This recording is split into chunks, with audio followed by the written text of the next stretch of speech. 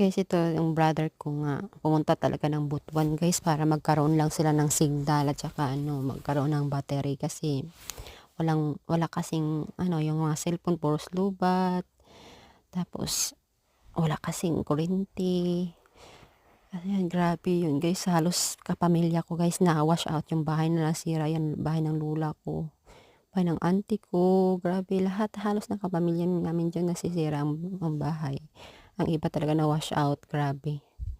So, grabe yung paghihirap talaga ng mga tao dyan guys. So, salamat din naman sa mga taong tumutulong na for support for the food. Grabe. Kasi dyan walang signal, walang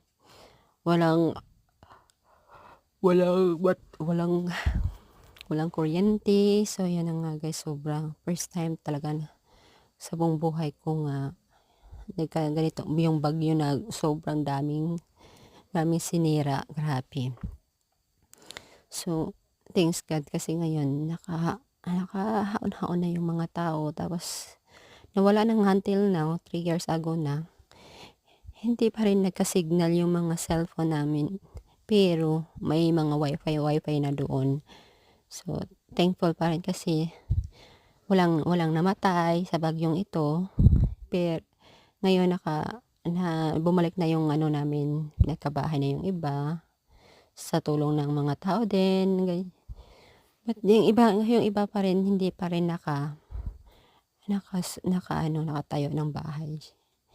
So, yun na nga guys, grabe talaga tong bagyo na to. So, this is the 3 years memory.